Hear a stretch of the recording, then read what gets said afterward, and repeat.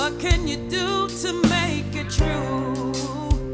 World Transformation Day. Let's make a difference. You for me and me for you. Use that day to inspire. It might be riding a bike. It might be saying to someone, I love you. It might be asking someone out. Do something that's for you is transformational.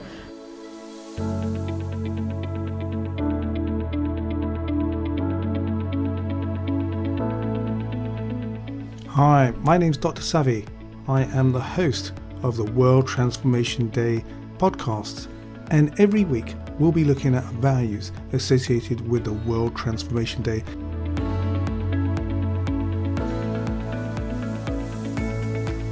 Now, let's think a little bit about what that actually means.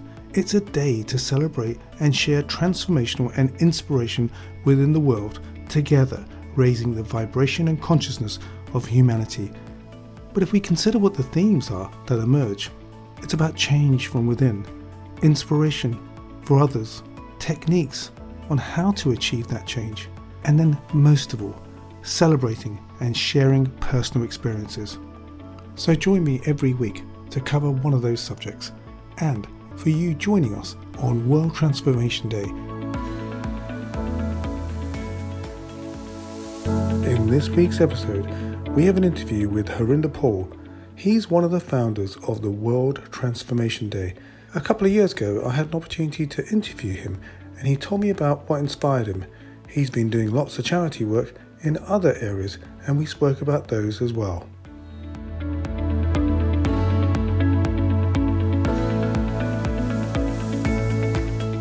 Welcome to the show. Good to see you. How are you? Very well, Sammy. Thank you for having me. We're driving all around London to try and get to the right place and then find a place where we can meet you and talk to you about all the great things that you're doing. Yeah, thank you for making the effort to come and meet me. So tell us a little bit about your background. How did you? I know you with the thing that we mentioned, which a bit of a laugh about all the job roles and things, but you do that a few days a week, don't you? Yeah, I'm an optometrist by profession. I've been an optometrist, or people sometimes understand the word optician better, for about 22 years, and that's what I do as a profession. But my main role is I'm the investor relations director for a company called the Vincent Group, and we basically trade property. We buy and sell property and develop property. Really good. And we use and give opportunity for investors to invest with us with a very high return. So my role is bringing investors on board so we can do more projects. So you just didn't have enough balls to whiz around in the air. You thought, I'm doing other projects as well on the side, you know.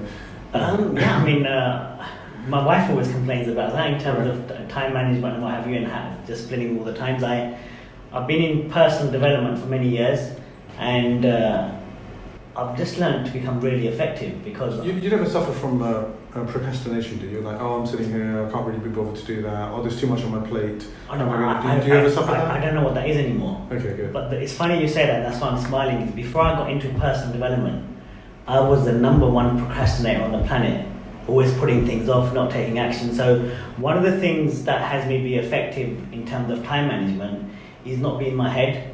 A lot of the things that have people slow down and not take action is just a noise in their head. When should I start? And because I've learned to quieten that noise and just take the action, even when I'm scared to take the action, because some of the stuff I do is confronting, making phone calls or going even public speaking, I just feel the fear and do it anyway. And I've done that so often now that it's become a habit. But you have like a big list of things that you need to do, and then you write it down in a notebook and you cross them all off as you're doing them? Or, yeah, I used to use a paper diary up until 2 years ago. People used to laugh at me, but now I've got my diary on my phone, and I have I schedule times for things that I do. At the moment, I'm working 2 to 3 days a week as an optometrist. That's only just started again recently, and then 2 days a week with the property company. So I manage my time, and because I'm so good at being my word, which is doing what I said I'm going to do. If a 2 o'clock slot comes and I've got to work on that task until 3, I make sure I don't have any interruptions. Even if people call me, I don't answer the phone call. I'll get back to them. I have slots in the day. So you're real focus. Yeah, I'm very focused. I'm very disciplined. I think one of the things that have people maybe procrastinate is because they say they want to do something and they go by their feelings. And feelings won't get you very far. It's like going to the gym. I don't feel like going. So you go because you said you would. And initially I had someone that used to hold me to account like a coach, because left to your own devices, we're quite sneaky. So it's a bit like personal training in terms of in the gym as well, isn't it? Like effectively, if you've got a personal trainer that can actually give you a tool or a technique to use or keep you focused. Yes. And then later on they'll come and measure to make sure you're okay and you're heading in the right direction. Yes, exactly that. I mean, people say to me, why do I need to go on a personal development course? Why should I have a coach? And the analogy I use is, if you look at any top athletes in the world or people that are good at what they're good at, most of them have a coach or a mentor. And the coach will have them see things that they won't see themselves. I use the analogy, a fish doesn't know it's swimming in water. It takes someone outside. So Sally, you'll see things in me that I'll never see because I'm in my own little bubble. Because also that you might be too close to the issue as well. And I met somebody recently who's CEO of a big recommendation engine. And I said, well, what about your strategy and stuff? He said, well, I've got a strategy, but I've got a coach who actually makes sure that I'm actually on track with some of the things I want to do, which I thought was actually really interesting because it's not about lack of confidence, it's actually more about, and it's not about qualifying, it's exactly what you said. Sometimes you can be so close to the problem that you can't see what the other person can see. That is so true, and in terms of coaches that I use, for example, the project that we're going to talk about, I've been putting off doing that project for 12 years, Savi, because it is so big. But in the meantime, the fantastic project that you have done, which I really want to talk to you about as a second thing I was going to talk to you about today, was the vision for the homeless, right? Yes. What an incredible idea that is. I'm not just saying that to make you feel good. I just think it's a real, the question is, what drove you to do that? Did you just drive past and go, you know what, I think these people might need more healthcare? Because there is obviously, in the UK, we've got the National Health Service, and it's sometimes difficult to get an appointment. And, it's just like a really, awkward thing sometimes as well, because if somebody's homeless, they haven't got a base. So where do they start from? And what do they put? They're put their health on, not the main priority, are they? Because they're just trying to survive every day. How did you come up with that idea? And what's the passion for that? The idea came up initially in 2002, and I went travelling around the world. I went backpacking around the world, and I clearly remember the moment that it happened. And I went to a very poor township in South Africa just to have a look. And I got off the minibus, and the first thing that I noticed was that not one person that I could see around me was wearing glasses. And that's when I decided, I thought, Harinder, stop being so selfish. Was this after you qualified though, is that? This was after I qualified, so I've been an optometrist for about 21, 22 years, so this was about 15 years ago. And I got off the minibus and I thought to myself, Harinder, stop being so selfish and not just be motivated by money, and do something to give back. And I decided in that moment that once a week when I get back to the UK, I'm going to start going into homeless centres with it's called a domiciliary kit, which is a mobile optician's kit, and doing eye tests. And I made that decision, and first my ego was saying, okay, you're going to lose this much money, but then I put that to the side. And as I came back to the UK, I started doing research and looking at what organisations actually exist that provide this service. And I noticed there was a niche in the market. There wasn't any organisation that was providing free eye care for homeless people. So then I created a team, and that's where it was born. We launched in 2003. And now we've been running for 15 years. So it's quite amazing. Literally a year after, you did your backpacking, and then straight away when you came back, you started focusing on that. So 1 year is really amazing to go from seeing an issue to help. And obviously it doesn't take, you got a big bang on that day, but you've obviously built up on it. In 2003, you had people that you were helping. It wasn't a year. I mean, one of the things I've learned to do is not procrastinate, as we were talking about earlier. Is when I have an idea, I'm like a machine. If I have an idea, I just put it into reality, because I know the longer that I leave it, the less chance it's going to happen. So when I go on a personal development course, and I'll be going on courses till the day I die, because I always love stretching and growing and being better today than I was yesterday, I've got a habit now. When I go on a course, I make sure I take the most action in the first 24 hours after that course. And it might be a little action, and you start planting that seed, and that seed grows into a little flower, then a beautiful rose bush. And it's about taking action. So coming back to what you said earlier, I didn't wait a year before I started that project. I went travelling, I came back to, I think, London about November, and literally within a few weeks, I created a team. It took 8 or 9 months for us to get the preparation, the planning, get the sponsors on board, get the funding on board, get companies on board, and then we launched the actual project in September 2003, and we partnered up with a charity called Crisis. which is a big homelessness charity. And so we've got optician consulting rooms. Have you ever had a night of? You must have had a night test. I saw you wearing glasses there. Yeah, I do my reading glasses. Yeah, so you know the room that you sit in to have an eye test, that's called a consulting room. So we've got permanent consulting rooms inside homeless centres around the UK. Wow. Okay. So they're not on the high street. And we have volunteer optometrists, so we pay some optometrists to come and provide the glasses, provide the eye test, and then we've got Specsavers, probably the biggest giant optometry practice in the world. They fund all our frames. So that's how it started. Now we've got 9 centres and we're growing all the time around the country. Yeah, so we've got 9 centres around the UK and we're growing every year. And one of the things we found with homeless people is that only a certain percentage that are on benefits are entitled, and that's probably only about 20% sadly, are entitled to go into a normal high street practice and get a free eye test. There's about 60, 70, 75% that aren't on any benefits because they're on the streets, or they're called living in friends' houses, or they're sofa surfing as they call it.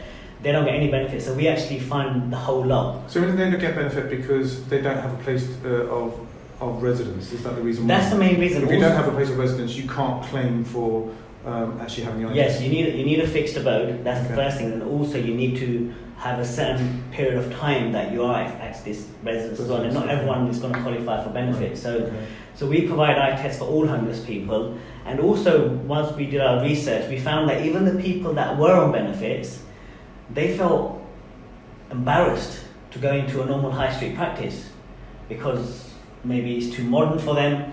And what we thought was, wouldn't it be great to actually have an optician service right on their doorstep? They're already going into homeless centres.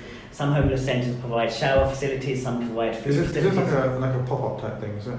Or is it something that you no, leave there? These are permanent rooms. So really? These are permanent rooms that we've got. We have got a new initiative that's starting where we're going to be providing a mobile service. We're also going to start a new initiative which is going to be an iBus, where we're going to actually take the bus out to the homeless people as well. So we're putting all these initiatives in place. The other initiative that we're starting is to encourage high street opticians to maybe give up one day a month to actually invite homeless people to their practice and provide services for them. So we've got many initiatives going on to target as many homeless people as we can. That's really good. And do you think that you're going to do this in other locations around the world, or is that something at the moment you're doing in the UK? That was my initial vision when I first started the charity. Because you said that you were in South Africa and you saw this. Yeah, so my initial vision was to, pardon the pun vision, my initial vision was to take this around the world. But as the charity grew, we realised there was other organisations like Vision Aid Overseas, Sight Savers, there's other charities that already exist that provide this service worldwide. So the initial plan is just to take it throughout the UK. Okay, that's really good. So, having done one charity, and it's still ongoing, and I think the website is called, what's it called? It's called Vision Care for Homeless People. Brilliant. Or vchp.org.uk. Brilliant. So I recommend people go and have a look at that. Thank you. That'd be really good, and also give support if they can, right, to it, and learn all about the great work. And it's a really shining example, right? Shining, enlightened entrepreneur. So the next enlightening project, or lightning project, I should say, about to hit the spark. I think you're trying to spark it off and make it happen. Yeah. And you've got some interesting plans for that. So now that you're doing your property stuff, you're doing your main work, which is a person that's helping people day to day, and then you've got this homeless project. You've got a fourth dimension, as if you weren't busy already with your family life, right? Yeah. To do this thing called World Transformation Day, Yes. right? But let's take a little bit of a back, step from that. You've done a number, as you mentioned before, personal development courses and things that have changed the way that you look at life and you approach. Like procrastination, or no longer. I'm sure there was an influence What there. does that word mean? Well, that's good. Can't spell it. Yeah. But now you're not doing that anymore, and that's as a result of doing the personal development courses. You're able to say, "Here's a way for me to do this a different way." That's my first question. The second question is, your next project is not only to take the learnings that you've had, but to take the learnings out into the wider world, to give other people an opportunity to develop themselves and pursue their goals. And I know we spoke briefly recently about the fact that your ultimate aim is maybe to link up with universities or colleges or further education to study, which are basically linked back to the actual project that will start in a slum, say, right? So they've got effectively a way of moving out of that really awful situation, and they can see that there is some light, that they can move towards and follow, and actually, have a better life in the future. Is that essentially the project that you're now going to develop, and what does it look like? How are you doing that? The project, can I share with you how it started, and that will actually answer your question? Yeah, so, I mean, it's funny, I was thinking about the word procrastination. What I'm going to say next is going to make you laugh. This project that I've started, I have actually been putting it off for 12 years, even though I've been in action with various other things. And so I suppose I have been procrastinating. So, maybe sometimes maybe it's not procrastination, it's just that things fall in the right time, you get enough experience with yourself, you get a realisation that you've got the tools now to be able to do it, and the contacts, and also in a way, the homeless project that you did. So you haven't really procrastinated. No, that's all great experience for the next generation. I feel better. I think but it's all great experience to put you into the next mode. Yeah. Yeah. So basically, I totally believe that. I don't believe in coincidences. I call it synchronicity. When we first spoke on the phone, I said, look, we were meant to be speaking. So I believe that everything happens at the right time. So thank you for reiterating that. So this project I've been delaying and been busy doing other things for over 12 years, and the reason being, Savvy, is it's such a big project that it's been so scary for me to start it. And they say that when you do something, create a why about what you're going to do. It's the why that gets you through. It's the reasons that get you through the seasons. And create a why that makes you cry. That's how passionate you've got to be about your project. And I've been so scared to start this project because it's just so big. And my dream, which I've now started, is to go to poor countries around the world and take people that are living on the streets, children as well as adults, excuse me, take them off the streets, and to first obviously give them the most immediate needs, shelter, clothing and food. But more importantly, to shower them with so much personal development education so they can start seeing and believing that they can do and have anything they want in their life. But it's also more than just the personal development. And when we spoke about it, it was also about things like, you talk about meditation. Is that an important So for me, my definition of personal development education is everything. For me, it's yoga, it's meditation, it's breaking limiting beliefs, it's the law of attraction. It's basically working on your mindset. I believe people say you are what you eat. I say you are what you think. What you think about, you bring about. So it's about shifting your mindset in here. Now, it's not an easy process. If I spoke to someone who's living in a slum all their life and say, look, do blah, blah, blah, blah, and you're going to be... It doesn't work that way. It's going to be... if that person's 15, 20 years old, they've had a certain amount of conditioning for 15 or 20 years to think a certain way. So I use the analogy, take a glass filled with water, and you've got to just add 1 or 2 drops of orange cordial into that water, and that's like negativity. Your belief system, and it gets diluted, and it basically becomes orange. It does, yeah. And to get that orange water back to water again, you've got to add a lot of water. So I believe personal development, whether it's meditation, yoga, working on your mindset, is adding positivity, adding water over a period of time, a sustainable amount of time. And you don't have to be 100% positive. It's like a tipping scale. You just be positive or instill enough positive stuff into your mind on a regular basis, just 51%, then it'll tip. And in the other example is a garden. You have to do this regularly. I listen to personal development stuff daily, the books that I read. I'm feeding my stuff regularly, whether it's through my phone or listening to stuff or reading stuff. It's like a garden. If you're not taking the weeds out of that garden, and you do it for 6 months, those weeds are going to grow back in. And the beautiful thing is, for me personally, it becomes such a beautiful, positive practice. I just love it.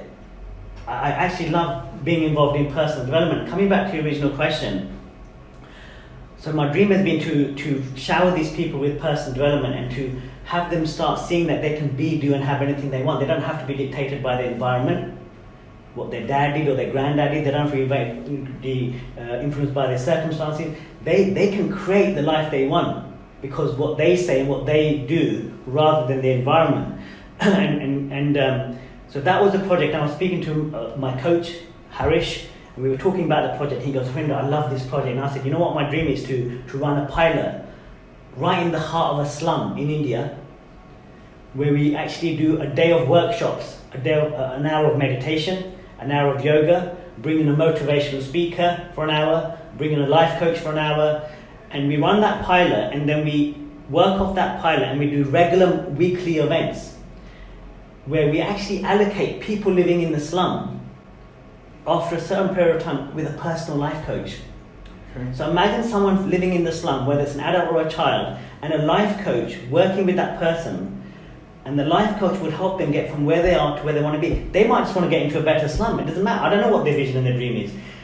Then it's game over. If you have someone working with you regularly on a weekly basis, and you're open enough to contribution, it's not just giving them tips and advice, it's actually helping that person overcome their limiting beliefs. Now, I'll be honest with you, this project wouldn't be to where it is today, 3 or 4 months later, if I didn't have a coach. I've been stopped many a times in this project, and Harish is just a phone call away. You know, in the first 2 or 3 weeks, I was waking up with panic attacks, thinking, how the hell am I going to make this project come around? Did you feel it was overwhelming? Yeah, overwhelmed, because I believe what happens is we have an identity which is our past. Call it ego, and its job is to make you just be the person that it knows it to be. And then there's your higher self, or something connected to the universe, which is your purpose. And whenever you want to do something that's not who you are, I believe there's a breaker switch that kicks in. You know, Tony Robbins talks about it. He says that when you do something in life that's really big. Maybe took you back to what the main reasons were why you were doing it, get you refocused again, give you a few techniques to help kind of, understand. Yeah, so it's basically techniques that help you break through limiting beliefs. So coming back to the project, sorry, I was digressing. Myself and Harish were talking, and we said I want to do this project in India. And he said, why don't we call it India Transformation Day? And I can't remember if it was him or me. We said, okay, why don't we call it World Transformation Day? Okay, so the World Transformation Day is the thing that you've actually, put together and thought this would be really good to do with lots of people. Yes. Lots of parallel things happening at the same time. Yes. And some of them could be paid for, and Yes. some of them could be for free. Yes. And I think what's interesting, and steal your thunder, the point you were saying earlier on to me was some contribution could go to sustaining it as well. Because that's the most difficult thing, isn't it? That you do something and it just kind of like, you talk about the tipping thing, but you don't want to get the edge of the cliff and go, all right, so I'm not doing that again, because it's too scary when I look out there, to use the same analogy. What you want to do is, I quite like climbing Snowdon. Next time I'll do Ben Nevis. Next time I'll do Everest. You kind of your climbs that you build on. And if you think Ben Nevis is enough, you maybe not want to do any more than that. But at least what you've done is you've achieved a few things. Yeah. No, definitely. So when coming back to, you talk about World Transformation Day.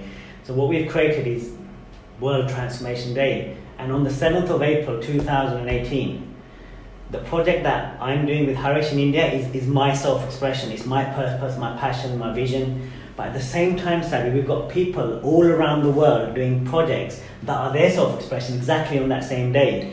And what we did 3 or 4 months ago is we've partnered up people who've got a vision and a dream. One of the things you spoke to me about when we first spoke on the phone is it's great going to a course and being motivated, but how do you do it? What's the day-to-day things? And I realised that one of the things I said to you, Savi, I said, I don't know if it was you or someone else, I said, what's the richest place on the planet? And the richest place on the planet, if you're Christian, is a graveyard, or Muslim, because people's dreams die within them. Right. So what we've created is a project where I've got coaches who are doing this for free. Anyone that's behind the project in India, we're doing this we're not doing it for financial gain. We're doing it because we want to make a difference on the planet. So I've got coaches who are doing this for free, and we've linked up these coaches with individuals who've got a dream and an idea. So I'll give you a live example. There's a gentleman called Philip, and his dream is always to create his own book. His dream has been to create his own podcast company where he's coaching people on the internet live.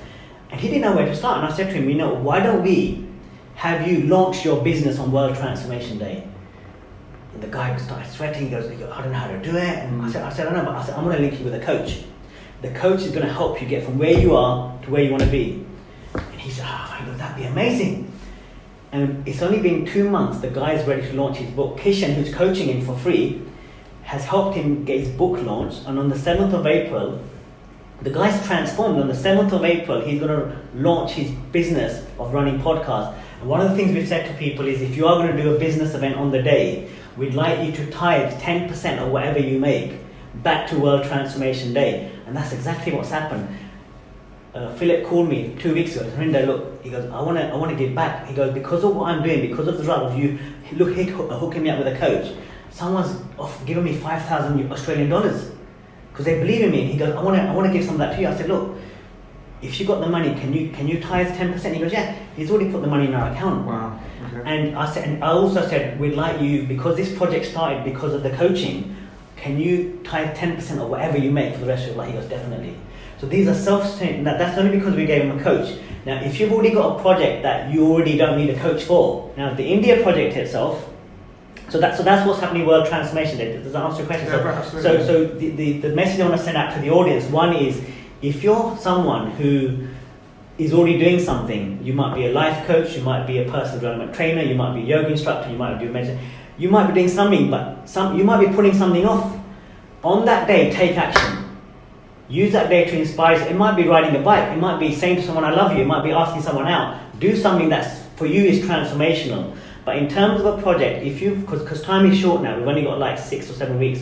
If you're someone that's got a business or an activity that you want to run on World Transformation Day, we would welcome you to run an event on that day, and you'll be posted on our website, so you're social going to media. have a website where you can put all the partners in one place. Yes, right? we've got a website that's going live literally in the next 24, 48 hours, and it's called www.worldtransformationday.com. Good. Worldtransformationday.com.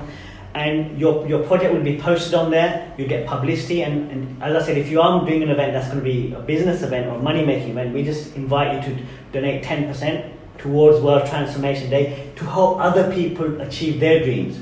So it's almost like paying it forward to help them realize that. Absolutely. So that's what's happening for World Transformation Day. Really clear descriptions. I just want a few minutes before we finish. Yep.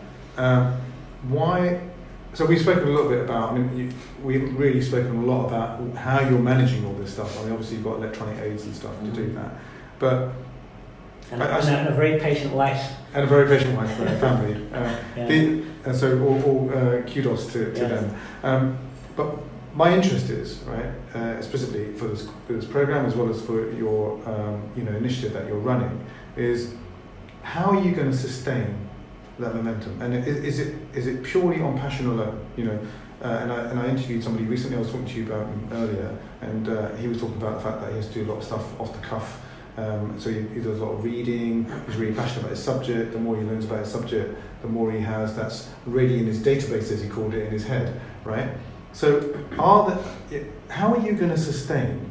And so we talk about procrastination, but how do you sustain the momentum, right? I guess the thing at home, yes. when I'm with the kids and we go for a walk and say, I'm really fast on you, I go, and then they always take the mickey out of me, and I say it's not about the speed, it's about sustain. You can be super duper fast, but you won't run out of fuel, right? How are you going to sustain it? I know you've got that model where people are going, but how are you personally going to sustain your energy and your level? Because obviously you're doing a lot of things, and that's a really good thing. There's only a certain number of hours in the day, but what do you think about? What have you got in your mind that's keeping you on track, apart from the coach, obviously? Okay, so the first thing is my reason why.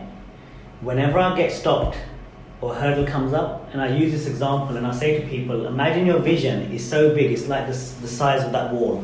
So if you look over that wall there, yeah? Right. That's your vision, is so big.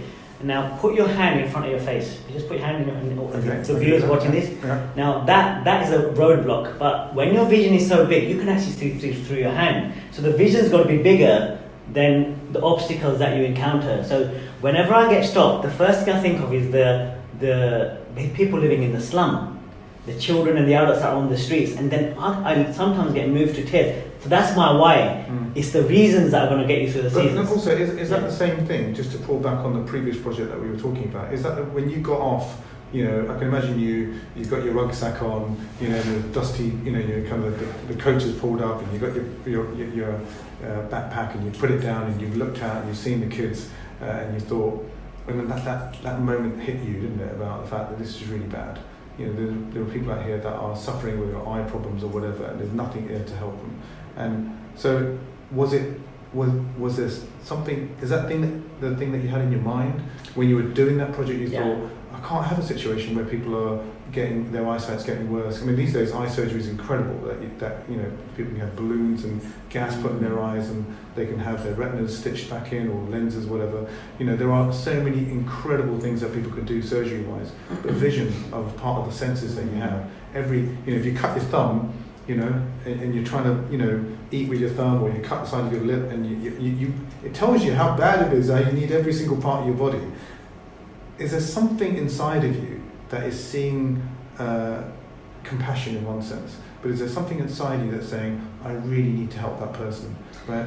What's from within that's driving you? What's within me? We talked about this before the interview, and I have a knowing, and call it coming from God or the universe. I have a knowing that this is my purpose. That my purpose is to help people around the world, and I don't know why that calling is there. I don't know where it comes from. It's a knowing that I have. Well, sometimes it can come from family upbringing. Your parents, brought you up well, and the people that you interact with in everyday life, and you look out across and say, I've done well in this area. Maybe I can help somebody else. It takes a very special kind of person to maybe not be constantly driven on cash. So I, firstly, it's that calling. It's that in a belief. So when I started this project in India, the moment I said yes and I started it, it was done here. And it was done here. So heart, mind. Yeah, and then it was just waiting for time to catch up. The second thing that I think is really, really important for me personally is to have a coach. Because the coach is there to help you when you get stopped. The coach is there for me to help me when I'm down. The coach is there to help me to overcome my own personal limiting beliefs. And the third thing is leverage. The reason I can do so much, so Vision Care for Homeless People, my involvement now is I'm just on the board of directors as the head of fundraising. You created a system, right? Yeah, so the system's been created. So we have a board of directors, we've got staff.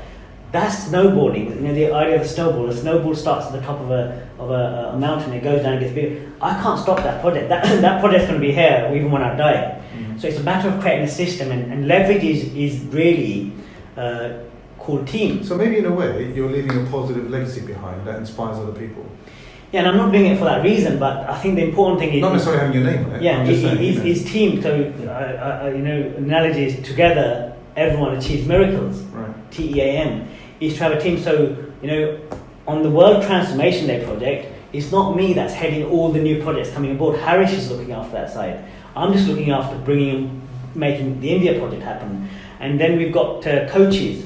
Then we've got people helping with the website, Jatinder, who we know mutually. And then you've got the links with the universities as well. Yeah, so and then one of the things that we're going to be doing in India is working with the slums and encouraging the slum children to go to school. Very good. And to do that. So I think those are the three things. One is to create a why that is big enough. Secondly is to have a coach, and thirdly is to create a team. And I suppose there is a fourth thing is to feed myself regularly with positive stuff. So when I feel down or when I get stopped, I just listen. I go into YouTube, or I listen to something motivational, whether it's Tony Robbins or Wayne Dyer or Deepak Chopra, and sometimes I listen to the same stuff every day 3 or 4 times until I get it. Right. And that has me tipped from being negative to positive again.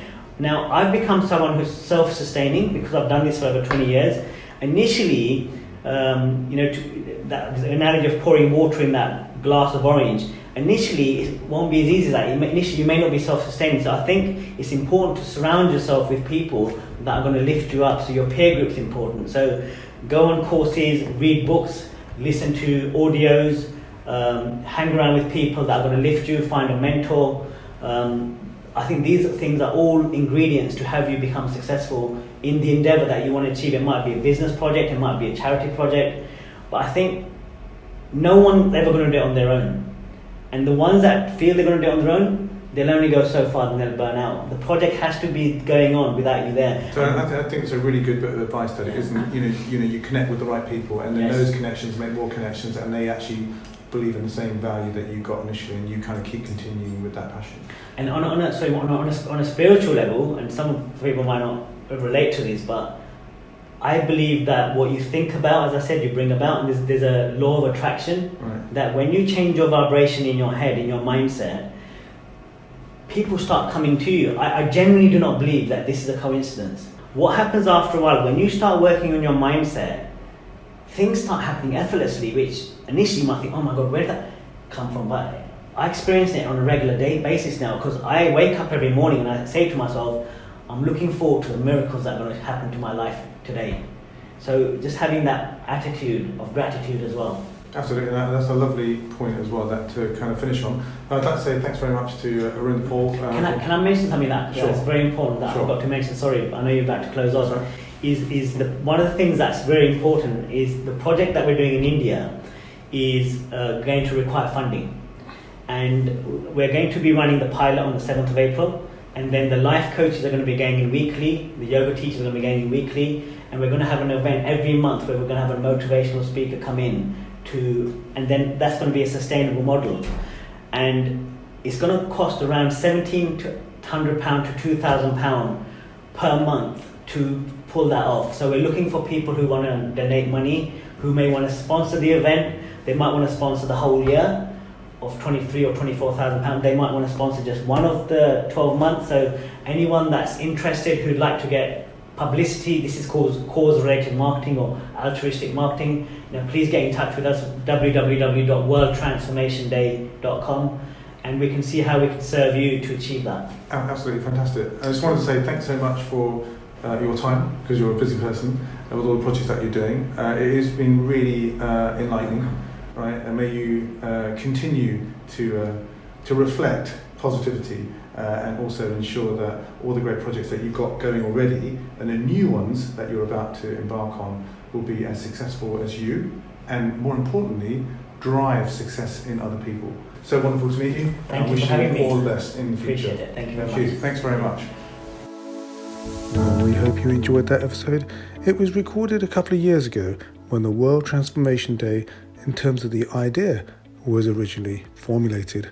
We hope you got some inspiration from all the exciting work that Harinder's actually doing.